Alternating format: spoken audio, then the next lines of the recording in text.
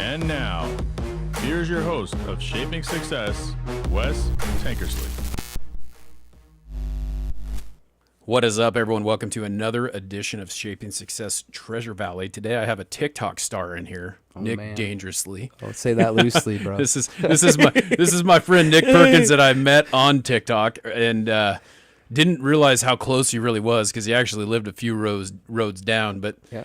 one of the things that you do a lot of things, but we'll talk a little bit about your band and everything else you do. But your band Dissonance is something that is here in the Treasure Valley, right? It sounds like you. That's correct. Yeah, we're coming up on our 6-year anniversary in January, so pretty excited about that. We actually have a show hopefully coming up November 6th at the Knitting Factory. So Awesome. hopefully we'll have some locals come out to that. Yeah, understand that, people. The Knitting Factory, that's a joint where there's some pretty big bands playing. So That's true. yeah. Yeah.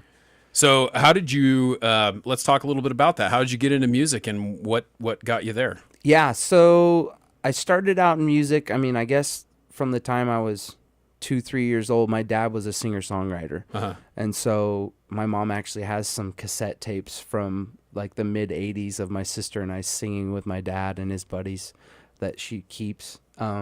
But when I really got into it was in choir, let's say probably 6th, 7th grade, started choir. Yep. Was in swing choir here in Middleton, actually. Okay.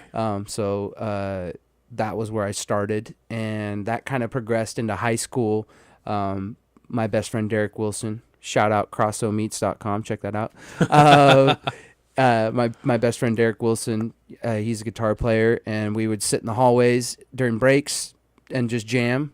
And that turned into going to college at U of I together and starting our first band called Fallout. Uh-huh. We did our first album when we were 19 up in Spokane, recorded that.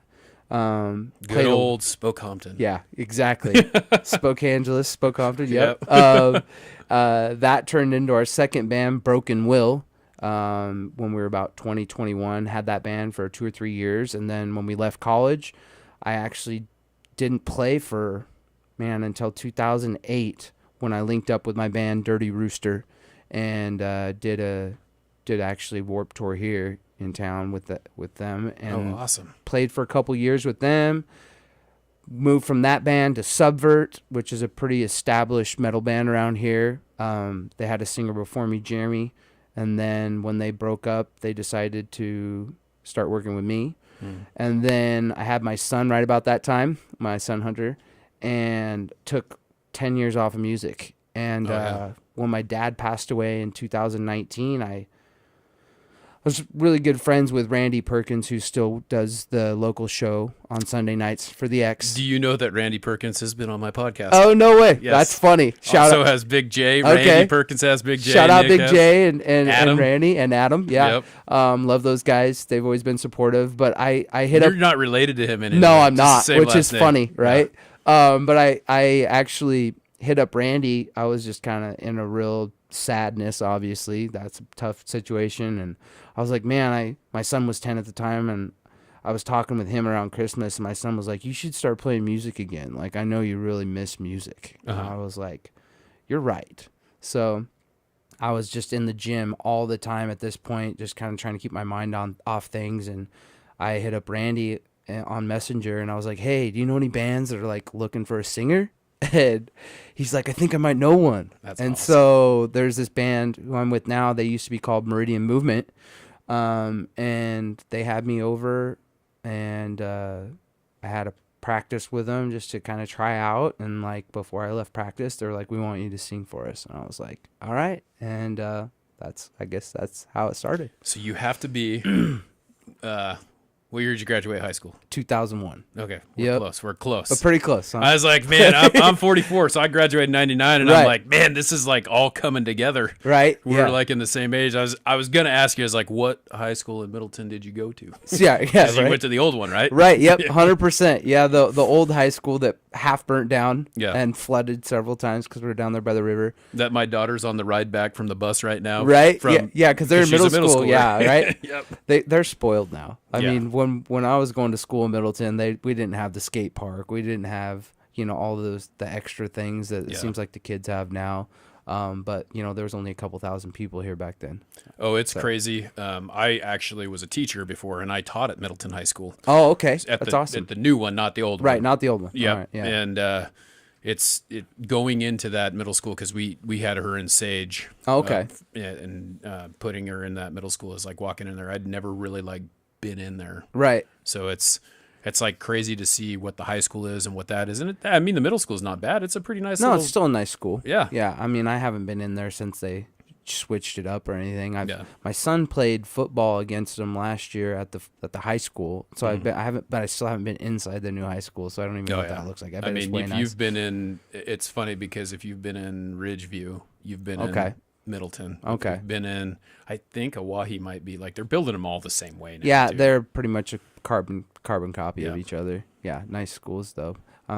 Way better than what I had growing up. I went to Ontario High School, so I bet that wasn't the nicest. yeah, it wasn't bad, but I mean, it was super old. Yeah, like yeah. it's. I might be wrong, but I think it's older than Middleton. Oh Middle yeah, School. I bet it is. We used to play against them a little bit here and there. So yeah. Yep.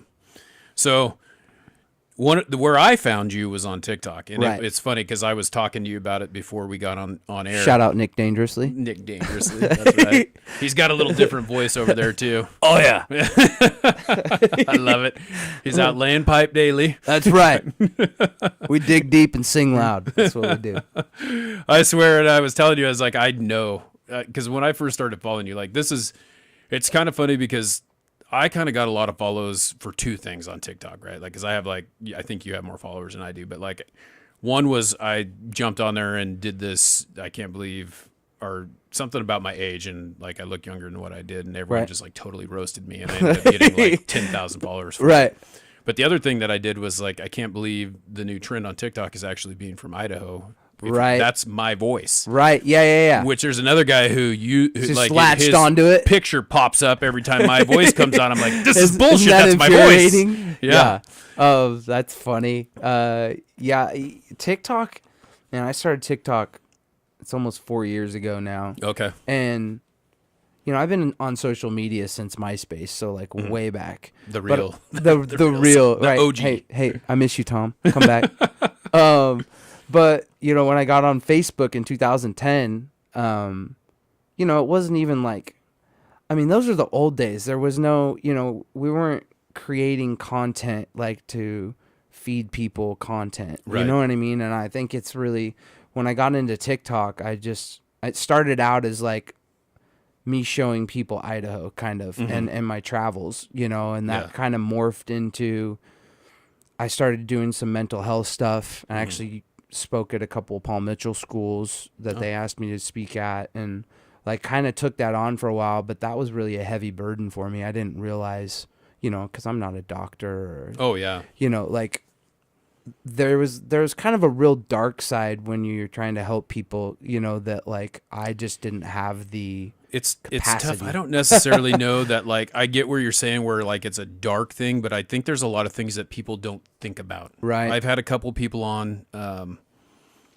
David Mannery came on a couple weeks ago with his dog, and he has PTSD. Okay, yeah. And like, you don't really think about, like, what I love about those conversations is you talk to people like David, and you get a realization that when I think of PTSD, I always think of the military, right? Sure. But he brought up, well, there's kids who have PTSD from Sure. their parents leaving, and there's, like Sure. people who get in a car accident who have, and like all those things happen. And like, if you're a compassionate person, that just really weighs on you, right? 100%. Yeah. And I'm not going to say I'm an empath, but I can really feel people's feelings. Right. And so that was As much as you don't want to be an empath, that's an empath. Oh, okay. Yeah. That's, I mean, it's not like it's some magic I hate word. It's just- labels. it's yeah.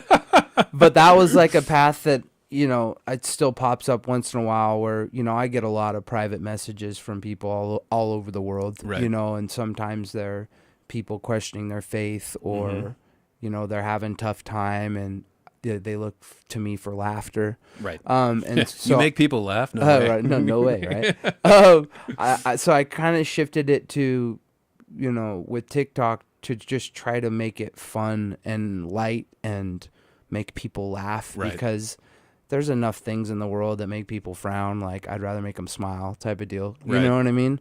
Well, I do know that every time you see any of my videos, you can't say that I don't have my blinker on because you can hear the damn thing. Use your blinker for the love of God. I swear. It's like, that's my complaint. Everyone's always like, you're driving and doing a TikTok. It's like, yeah, I'm going like this and I'm talking as I'm driving. Right. I'm not even whatever. Oh, man. But then you can hear me come up to a stop sign because my blinker, tick, tick, tick. Yeah. And they're like, you're driving. You're like, oh, gosh, I hope TikTok doesn't see that. Yeah. Well, if TikTok only knew how many videos, I mean, they have to know. Like, when I travel, like when I was a salesman, like my route was like from here all the way to like Idaho Falls and running all of 84. And so, I mean, I love to like just document nature. And right. so like I'm driving out across the middle. I wouldn't take the freeway. I like to go out down to Mountain Home and go across the center, Craters of the Moon. And like I videoed that stuff and put up that content. So I'm driving, I got my video, my camera, don't do this at home, folks, out my window, you know what I mean? But I'm watching the road and videoing with my hand. I got really good at doing sweeps and catching the scenery. Yeah. But like I TikTok, if they'd see like that you're driving, like, you had to be careful about like what they can and can't see, I would do lives every once in a while and I'd just be sitting in my truck and then like I'd be like, because my job, selling window covers, Sure. I'm in a construction zone, like there's houses being built all over the place. And so I'd be driving, I'd be like, oh, here comes a bulldozer or something. I need to move out of the way. So then I'd start driving and I'd be holding the phone like this and it'd shut off. And then all of a sudden you're live. Serious? Yeah, you're like moving. I'm moving like 10 feet. Like, calm down. Yeah. Yeah, they're very sensitive. And Yep. like now with the lives, for like a year almost, it's been a year where I haven't been going live 5 days a week. Like I was in this TikTok program where they expect me to do 20 hours a month. Right? Yeah. And so it's like work, get home, eat something real fast, and then on live for an hour or two. And they started giving me moderators, like live moderators, where there's people, real people watching. Yeah, not like people you had picked out to be 100%. And so now, thankfully I have live moderators for all of my comments and everything that TikTok gives me to kind of. How many followers do you have? 39 and 0.6 or 7. I haven't hit that 40. power up yet, apparently. Right, you will. You will. But hey, a milestone that's coming today or tomorrow, I'm like 1,000 likes from 1 million. Oh, that's freaking I'm so awesome. close. Yeah. And that was my goal. My two goals when I started TikTok were to get 100,000 followers and have 1 million likes. And I'm going to get the likes first. Like, how many videos do you do a day? I try to put up my goal for the last 2 years was to put up 10 pieces of content a day. Mm-hmm. Whether they're 20 seconds or a minute long. Right. Like if I have them over a minute, they pay me for them, and depending on how many views I get. But I'm not trying to like make money off of TikTok. Like that's not my goal really. Yeah, I mean the reality is, and they throttle them down. You know what I mean? Because they don't want to pay me. So I've probably made like $20 on TikTok over the last 3 or 4 years. Like it really is. Right. It's very hit and miss. You know, and I still make I still average usually like between $50 and $100 a month. They pay me for my videos, Yeah, but sometimes I'll have one where, one of my videos will go like 500,000 views, and then they'll pay me like, I think the most I make $360 off one video. Oh, nice. Which is like a decent chunk of change. Yeah. But like, I don't know. Eventually, like my goal with TikTok, like other than just getting the awareness of like, like I've really the last year gotten into my faith. I started going to church again and, full time. And my son and I just got baptized August 6th, which was really awesome for us. And so I'm trying to be more funny, but also like talk about God, talk about the Lord, be a good example the best I can. I quit cursing on TikTok, which I did for years. Like, I don't want to, I don't know. You just quit cursing just on TikTok or all I try not to in real life too. Like I got a potty mouth. I slip up, don't get me wrong. Yeah. But like I work in a company that's like not your typical construction company. Like my owner, who used to be my digger hand for my old company when I was a pipe layer 20 years ago. Be weird. He owns Pyatt Excavating, my buddy Kenny. Uh-huh. He's really faith-based. We go to the same church, and he really wants our company to like set ourselves apart from other people. Right. You know what I mean? And so we try not to curse, we try not to do, anything that would really make people look bad upon us. Right. You look at a construction site and you kind of I know, figure it's- out what you're not doing. Right, 100%. And so we try to set ourselves apart the best we can. We slip up. We're not perfect. Yeah, no one right? is. No one is.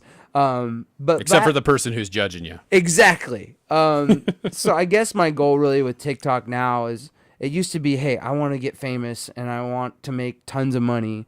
And I've kind of decided that that's not my goal. My goal is, put God first, glorify him in everything that I do as much as possible. And I do at some point want some sponsorships and some branding to where I can my ultimate goal is to be able to just to travel the world and show people that can't travel, the things that are there that are so awesome. Right. You know what I mean? And that is hard to do, when you work 2 jobs and, you understand. Yeah. So that's my ultimate goal is, man, I would like to be blessed enough at some point that I can really go out and see the world and meet all the people that are out there and do cool things and show them to people and just have fun. You know what I mean? Make cool content. And so you went to University of Idaho. Did you major in anything or did just partying? So majored in partying. Okay. Yep, 101. I was actually an English major, didn't get my degree. I English didn't go major, to- huh? Yeah, I know. Surprisingly enough. You want to be a teacher? I did. I Okay. wanted to be a history teacher, to be honest. But I was an English major when I started, and I spent more time playing music and partying than I did anything. I went there, so I'm kind of I'm one of those hybrid people because I graduated from Boise State, but I started at Idaho. Okay, yeah. So that makes it tough, though, huh? I still claim Vandal. Right, yeah, but that's still kind of tough. My dad, my dad had 2 degrees from BSU.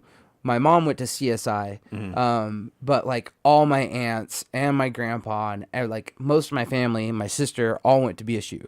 So they did not like it when I went to U of I, but I'm from Riggins. And so you're from Riggins. yeah. And so I went back to school my junior and senior year with my buddies in Riggins and graduated there. Okay. And when you live up there, you're kind of right in the middle. So half the people will go to BSU, Right. half the people will go to U of I. All my good buddies were we're going to U of I. So I didn't want to go down here and be around my parents and have none of my buddies. So Right. I was I'm going to U of I. I That's followed the my thing. buddies. That's really what it is. It's I feel like the people who go away to U of I, they go away because they want to they want to have get that away. college experience. Yeah, exactly. Instead of living at home and going to college. And BSU is such a commuter school. I mean, I think the average age last time I checked was still 33 or 34. Yeah, you know what I mean? I was 34 when I got my Yep, degree. So. yep. And U of I is 20. Yeah. You know what I mean? I was 19 when I flunked out of U of I. right. Yeah, there is a little bit of a correlation there, maybe. Yeah. But Well, normal people would have probably flunked out of there for partying too much, but I flunked out of there because I just didn't put any effort in. Got you. That was I was married, man. I got married when I was 19. So I've been man, married that's 25 early. years. So wow, congrats, yeah, man. Thanks. That's man. What's the secret? I tell people all the time, it's being able to compromise. That's it, man. It's if you can compromise, if you can get over yourself enough, you'll be able to get over anything. Yeah. I feel because there's things that you want to stand on, and sometimes you have to sit there and go, is it really worth standing on that? Yeah. Because we're not That's the true. same. No Right. one's the same. That and is true. I think if you can understand that, and I mean, female versus male, I mean, there's a whole lot of different hormones there, and we think a lot differently. Oh, and, yeah. And if I can just go, hey, you know what? I see where you're coming from. I may not like it, but we're going to agree to disagree, and we're going to move on. And that's really... How you get it to work. Yeah, that's how it's worked for us. That's cool. If you can learn, I feel like you got to learn to compromise. And the moment that you learn not to, when you quit compromising, that's when things go downhill. Get bad. I feel like, because you just can't. There's no answer. Sure. Right? There's no give or take. Yeah. So, Totally. but yeah, we got married when I was 19. I actually met her, and then 6 months later we got married. So it was. That's cool. Kind of the fairy tale type deal. Yep, it was You pretty met crazy. each other and couldn't stay apart from each other. Yep. But we didn't have kids until later. It's Right. most people are like, oh, we're going to get married and we're going to have kids right away. We didn't. My daughter's 11, so. Oh, so you waited a while. Yeah. And then my son's 3. That's a little young. That's insane. I know, right? You're going to be 18. You're going to be 62 when he Yeah. graduates? Almost ready to retire. I know, right? That's perfect, though. That's awesome. Yeah, but I mean, some people start, and that's the thing. I feel like our generation probably just kept starting later and later, unless there was like, some kind of, I don't want to call it a mistake because I don't think that they're mistakes. They may seem like one at the time, but like Right. that's how it goes, right? Like you realize that I sit and I look at things that happened to me in the past and what's going on in my current life now and like all those things, and like you can let it freeze you, or you can look at it as a learning tool, a stepping stone to keep moving forward, and that's really what it's about. Oh, 100%. Like my son, he's going to be 16 in November. And I was not prepared for him. Like we wanted to have him, like we tried to have him, his mom and I, like he was planned. But I was 27 at the time and still playing music and like still very selfish. Being like I'll a just crazy be rock and honest. roll musician, like you're lucky you made it to 26. Dude, I really thought, I mean, you could even ask my good buddies, like I'd said it since I was like in my early 20s, like, and I partied a lot. I was like, man, I'm going to die when I'm 27. Like, I just know it. I know I am. And so, I mean, by the grace of God, I'm still here and, Well, and he was good what friends. saved you, man. Yeah, for sure. So that's like, I don't know, going back to the point of, or like what my point is with my social media now is like, Facebook's like my friends and family. Right. Lots of memes. Like if you follow me on there, like I just try to make people laugh. I don't try, I do. I make people laugh. Well, that's what you try to But do. yeah. And then, TikTok is like, I have like a couple characters on TikTok, right? Like it's like a performance art for me. Yeah. And I really enjoy it. I mean, I enjoy the people who comment that come onto my page. I mean, there's quite a few construction crews all over the United States that like private message me and they're like, hey, me and my crew every day, the first thing we do is go on and see what you posted That is yesterday. so awesome. And that makes me feel good because there's people that actually get up every day and they're waiting to see my content. And that's flattering. You know what I mean? Like, I like that. That's cool. Like, it means that what I'm doing is benefiting some people. Well, it's making someone's day. Yeah, 100%. It's like I told you, like it's you can't help but like smile when you come on because I know there's some sort of shenanigans gonna happen. you got going yeah, on. 100%. And that's for the work environment. I'm lucky. My owner of my company, Kenny, like I don't because it takes some editing to do your videos. I mean, I've been getting pretty good at editing the last couple years, so it's not like it takes me forever, right? Right. But I'll film what I'm doing, some stuff during the day, and then I don't edit it till after work. Yeah. Which keeps me out of trouble.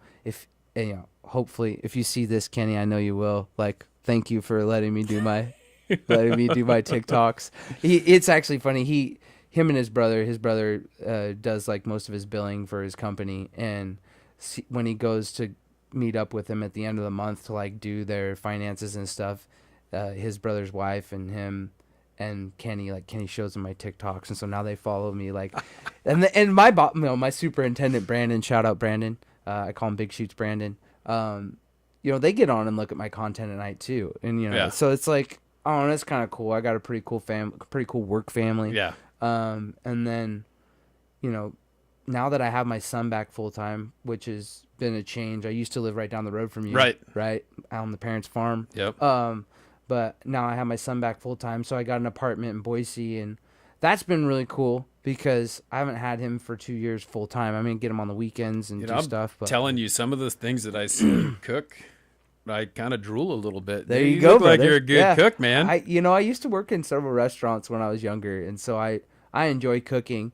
But when you don't have anybody to cook for, it's like not. Yeah, why do it? Yeah, my parents aren't like the biggest, they're not like, hey, cook this for me or cook that for me. They're like, we're gonna do this tonight, and I'm like, okay, cool, whatever. Yeah, that's like how my wife's a nurse, and so she's like tonight she's working, so she's not here right now. Right. My daughter just got home from school, and I got to go grab my son. But it's when it's the two of them and me, it's like I'm not gonna eat very much anyway. Right. And those two are picky. You know how Right. kids are. Oh, It's yeah. like, chicken nuggets or pizza. That's all they want. That's all they want, right? Yeah. Yeah, that's funny. I'm lucky my son's not super picky and he likes my food. You know what I mean? He loves it when I cook him steaks. Like, that's his favorite Yeah. thing. So I got a little smoker, cook him steaks. And you made some stew the other night, I think, that I was like, oh, You're man, like, that looked looked good. Heck yeah. Yeah, that's awesome. You're maybe when you move a little closer, I'd come cook for you. Yeah. Oh, dude, definitely. I'll tell you what, I got 4 barbecues, so. There you go. Hey, man, I'll I bring like the meat. You fire up the grill, brother. Yeah, we'll have that'd be to awesome. do that. Yeah, that's cool. Yeah. So moving company too, right? Like, so Yeah. this is your own deal. Do you have your own trucks and everything? Or So what I don't have my own trucks. I just work through U-Haul right now. Okay. And then, referrals. Shout out a family company. That's our name. If you guys go on to movinghelp.com, you can look for different movers here in the area. Yeah. And we're all rated on a 5-star rating. Well, some people don't have 5-star ratings. We do. So You and the boy? yeah, that's right. My boy and I, we do all our own moves.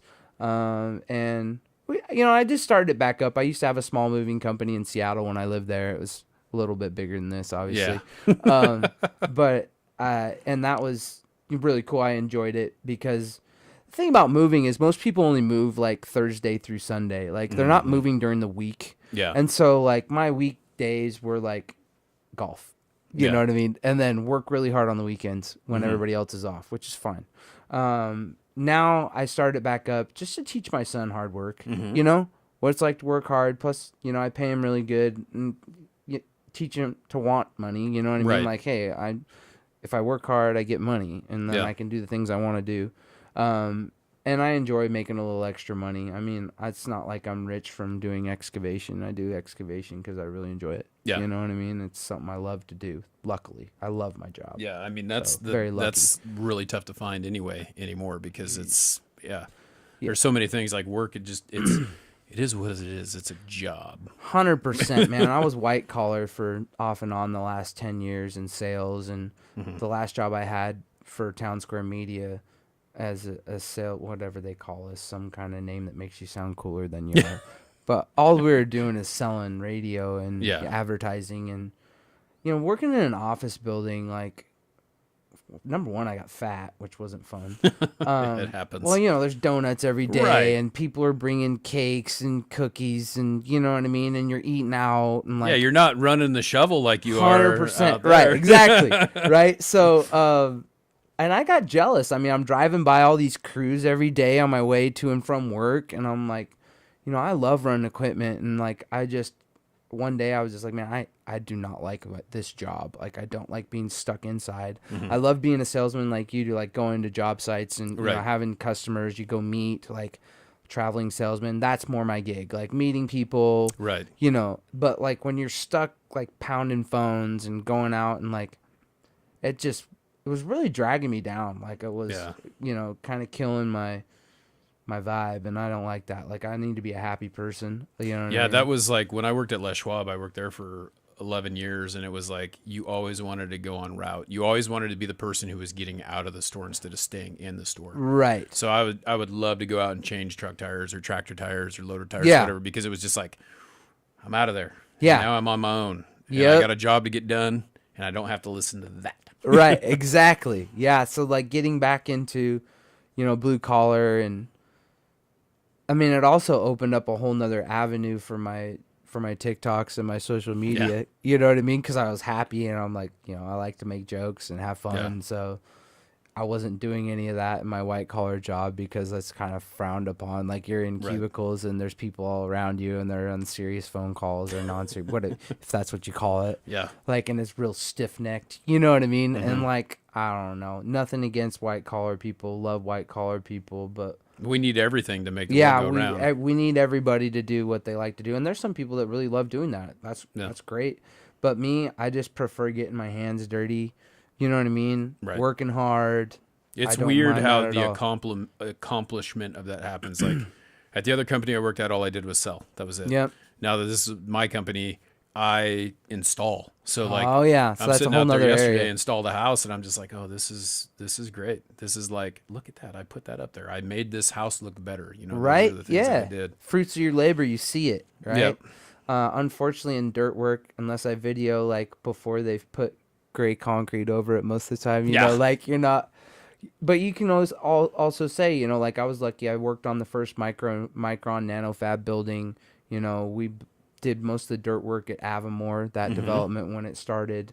That thing's a South Fork monster. Landing. Yeah, exactly. Like, you know, I was one of the first guys there, like in 2005. Like, you know, so you go around the valley and you can look at things, and I can show my son, like, hey, I got to work on that. Hey, I got to work on that. You know. Yeah. So that's kind of fun too, because it's, you know, something that it's visceral. It's not like you sold, you know, some advertising to some company and like they were on the radio for 3 months and then you never hear from them again. And Right. like, not that that wasn't like an accomplishment, but it's just not something that I can really hold on to and have a memory of, you know. Right. Like, and in sales, you know, sales is a tough thing too mentally. You know, I was a high ticket closer for many, many years on the phone, you know, selling tens of $1,000 packages to people, and like it's like gambling, you know what I mean? Like Right. there's an enjoyment in it in some senses, you know, because I'm helping people, you know, whether in better their business situation or,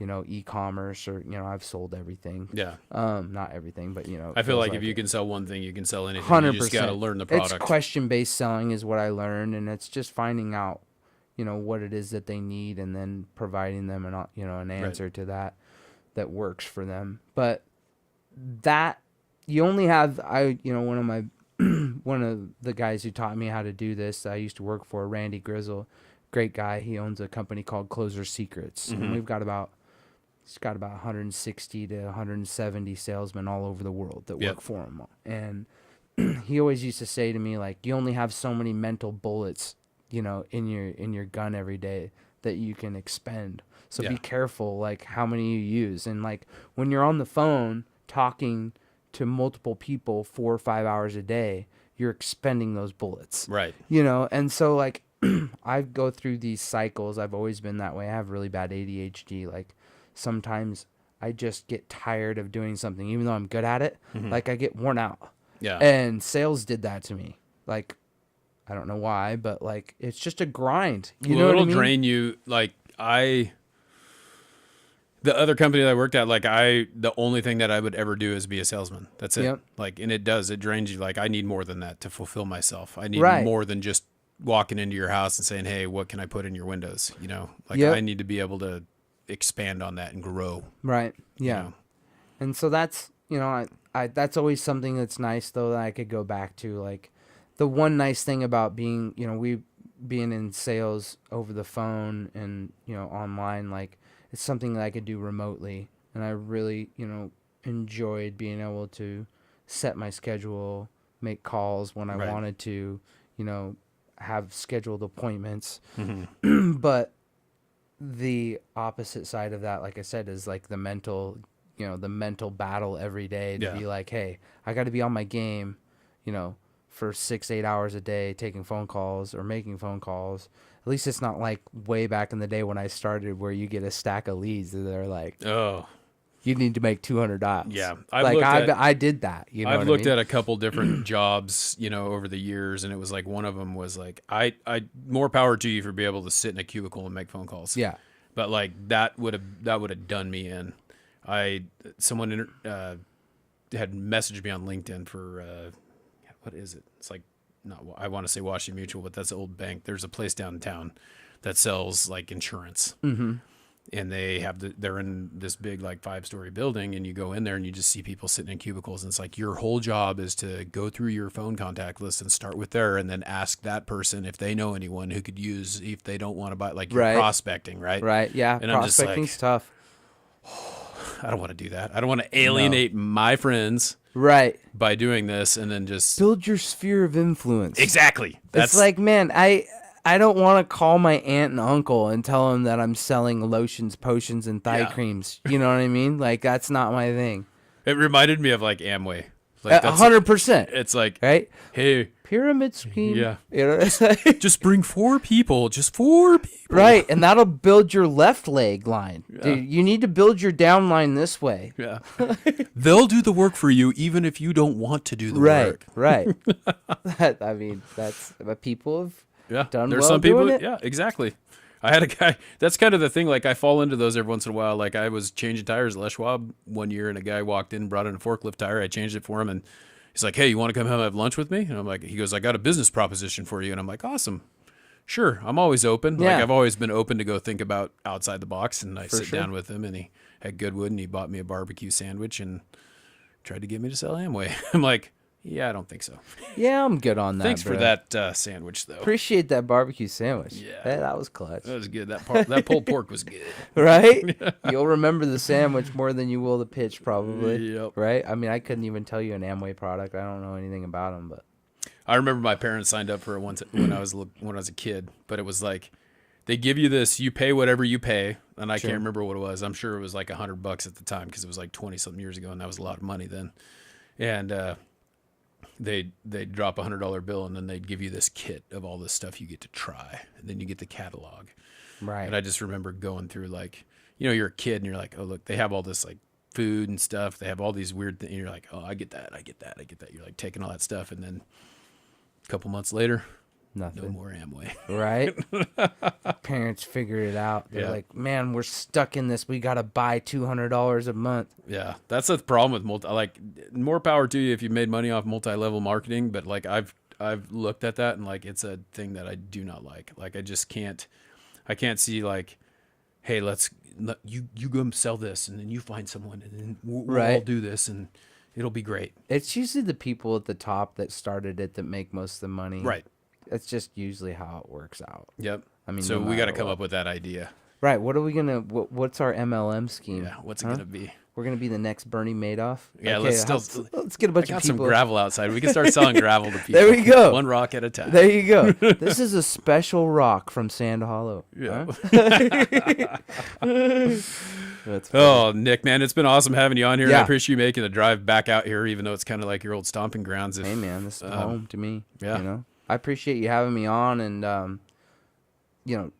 check out my band Dissonance if Yep. you guys get time. Apple Music, Spotify, CD Baby. It's Amazon Music now too, and go to @NickDangerously on all my platforms except for my family ones, and check me out.